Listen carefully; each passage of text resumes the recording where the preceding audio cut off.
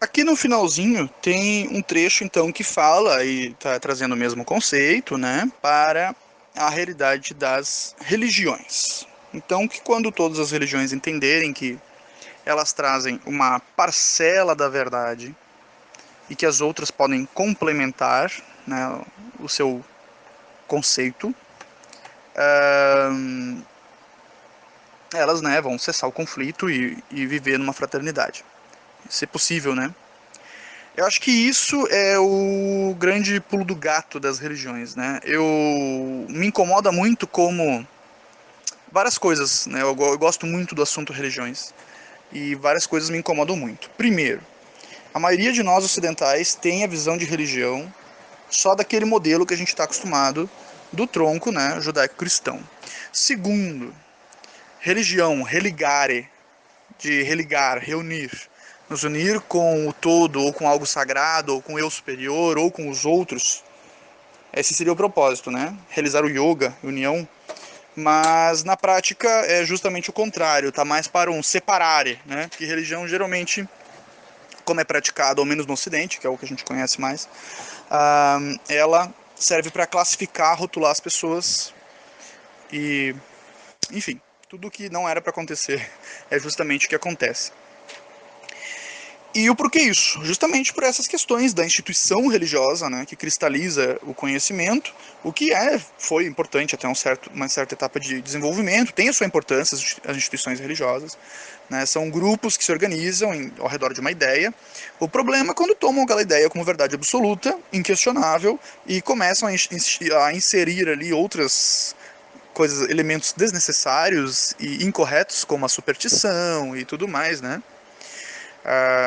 Ou pior ainda, quando a religião, a instituição religiosa vira a ferramenta de política, né, como foi o caso da igreja e tudo mais, né, então dominar pelo medo e pela ignorância. Então tudo isso deforma e ofende os religiosos. Assim como o pessoal que estuda espiritualidade e acredita em documentário do History Channel, tira a credibilidade dos ocultistas sérios e teosofistas, da mesma maneira que o fanático religioso lá, que né, tá gritando lá, ele tira a credibilidade do religioso sério, que está usando aquilo ali realmente como uma ferramenta de fraternidade, de evolução, de aprendizado. Então, tudo isso me incomoda, né? Porque fica maculando ali, né? Parece que religioso é tudo, né? Tudo abobalhado, tudo, né? Aí tem aquela ideia do ateísmo, nada contra o ateísmo, né? Deve ter vários ateus aqui no grupo, tem vários amigos ateus, não tem problema nenhum. Eu também já tive minha fase de ateísta. A literatura teosófica aceita muito bem o ateísmo, porque Deus, como é visto pela maioria, realmente parece que meio que não existe, ao menos como diz a literatura teosófica, é um outro conceito, né? Então também é bem aceito. Mas me incomoda aquela questão de, se tu é religioso, tu não é inteligente. Para ser inteligente, cientista, tem que ser ateu, sabe? É uma coisa, né? Aquele estereótipo, aquela criação desse estereótipo me incomoda bastante. Então, por que isso? Porque também as religiões têm aquela prepotência de achar que elas têm a resposta final. Não existe verdade absoluta nesse plano de existência. O que existem são verdades relativas. Nós não temos como contemplar a nossa mente, a mente finita não contempla o infinito. Alguém comentou aqui no grupo outra vez sobre como os próprios mestres e anjos e tal, é tudo antropomórfico, né? É tudo formato humano.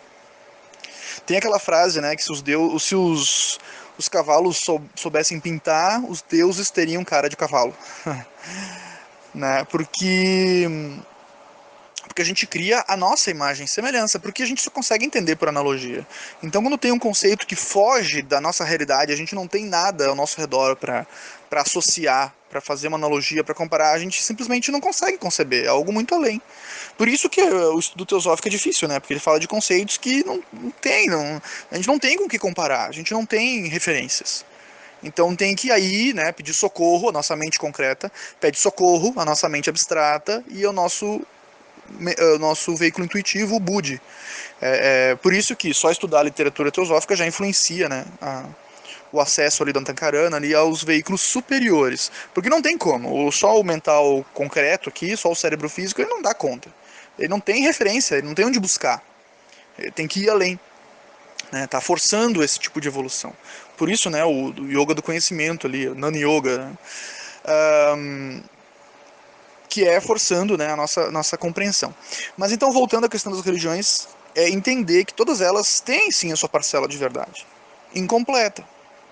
E no meio dessa parcela de verdade tem um monte de mentira ali misturado.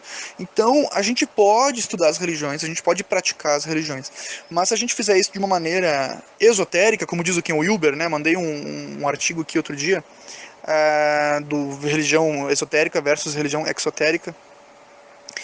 Esse trecho está no meu livro também, eu coloquei como citação, que ele diz, né, que no nível exotérico, que é o dogma, o ritual, toda essa parte externa, tudo bem, as religiões são tudo diferente uma da outra, né?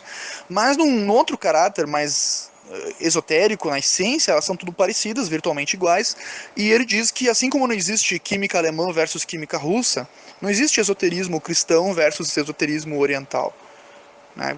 Eles se complementam, eu vou ter que achar os pontos comuns. Inclusive, se eles não tiverem pontos em comum, quer dizer que um dos dois está errado. Olha, né? Porque é ciência, né? Ciência é assim. Eu estou reproduzindo um experimento aqui. Se outra pessoa não consegue reproduzir o meu experimento, ou ela usou o método errado, e né, daí tem que ver o método que usou, que deu um resultado diferente, ou um dos dois está errado. Porque tem que ser possível de reproduzir. Foi assim que foi construído, né, a tradição sabedoria, que a gente tem uma parcela na literatura teosófica.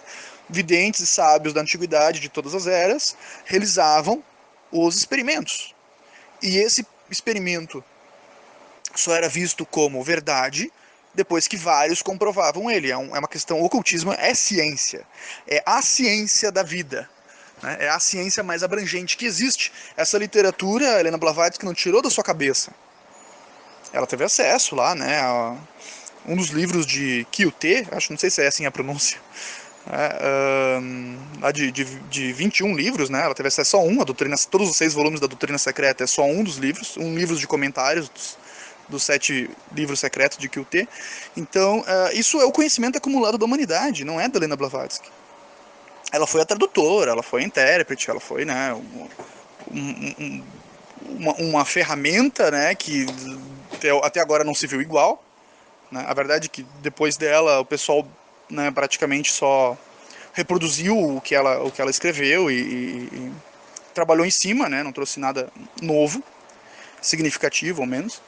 E só que a gente tem que entender isso, que isso é ciência, né? Então, tudo isso que a gente está estudando tem aplicação, tem como comprovar, a gente tem como fazer o experimento. A literatura teosófica nos convida a fazer o experimento. Ela não está pedindo para a gente acreditar por acreditar. Ela está nos convidando a fazer o experimento. Claro que algumas coisas eu não consigo comprovar, né? Por exemplo, a criação do universo. Bom, talvez isso eu não tenha ainda como observar, a não ser que eu desenvolva a capacidade de acessar a caixa, eu ainda não consigo. Mas eu posso, através né, lendo as descobertas da astronomia, por exemplo, recentes, né, o que comprova, né, a astronomia já está chegando à conclusão de que o Big Bang não é o início do universo, mas é o início de uma manifestação do universo, que antes existia outro universo, e que um universo vem do outro, né? Então começa a existir, deixa de existir, volta a existir, deixa de existir, né? Que é um ciclo sem fim, que é exatamente o que a literatura teosófica diz, só que uma linguagem mais poética, né? Os dias e noites de Brahma, né? Ela extraiu lá da literatura vedantina. Mas é exatamente o mesmo conceito. Então a gente tem como achar as evidências através de comparação, do estudo comparado, justamente isso que se propõe, né, a sociedade teosófica, né, uma das propostas principais ali, um dos 3 princípios, né, da sociedade, é justamente realizar esse estudo comparativo. Eu, por exemplo, confesso que eu sou muito resistente, eu sou muito cético. Algumas pessoas do grupo devem ter percebido que quando postam alguma coisa sobre algo que eu não conheço, eu evito comentar e eu não vou com muita sede ao pote, porque eu sou bem desconfiado, né? Eu sou extremamente cético. Eu demorei muitos anos para desenvolver confiança na literatura teosófica. Pensem que eu tive contato com ela em 2005 e só me filiei ano passado, então levaram 10 anos. E então eu só fui começar a ter convicção realmente da existência dos Mahatmas agora há pouco, faz alguns meses, né? Porque eu sou muito desconfiado. Eu questiono muito, eu questiono tudo. Se aparecer uma Mahatma aqui na frente, se materializar, eu vou questionar ele, eu não vou acreditar de cara. Né? Mas tu vai vendo com esse estudo comparado que realmente a literatura teosófica vai de encontro à lógica e as descobertas, e algumas descobertas, né, de várias vertentes da ciência e descobertas arqueológicas também, né, então tu vai vendo que, pô, parece que esse negócio tá mais ou menos certo mesmo, né. Primeira vez que eu li Helena Blavatsky, eu achei que ela era doida, né, eu li assim, cara, mas o que essa mulher tá falando, né, isso aqui depois tu vai vendo que, pô, bah, ela pode ter razão, né, a questão de Atlântida, né, que Atlântida virou piada já, né, tem filme de comédia sobre isso e tudo mais. Mas qual é a essência da coisa, né? Que em algum momento houve uma cultura única e que depois lá que começaram os cataclismas, que afundaram posteriormente o continente, gradualmente, isso levou muito tempo, né, essa cultura foi migrando para várias partes do planeta. E daí tu pensa, bah, que loucura, né? Mas aí tu começa a olhar que a arquitetura asteca era muito parecida com a arquitetura chinesa, que os incas tinham um sistema de embalsamento idêntico ao egípcio, que tem pirâmide por todo o planeta. Aí tu começa a ver que tem pontos em comum que, pô, realmente parece que eles vieram da mesma cultura. Isso explicaria muito melhor, né? Melhor que a teoria do History Channel, que foram os ET, né? Ou a teoria Ex Machina, né? Vieram os ETs e fizeram isso aqui. E biologicamente o ser humano é o mesmo. Para a biologia, 10 mil anos não é nada. A gente não sofre nenhuma mudança expressiva em 10 mil anos. Ou seja, o ser humano de 10 mil anos atrás tinha a mesma capacidade mental, cognitiva que a gente tem agora. Então, se a gente cria smartphone, manda sonda para o espaço, eles também tinham essa capacidade. Né? A única diferença é a evolução cultural de cada povo. Né? O que a teosofia fala dos ciclos de declínio e ascensão. Mas eu falei demais já me prolonguei, né? Eu vou emendando um assunto no outro. E sobre esse trecho, era isso.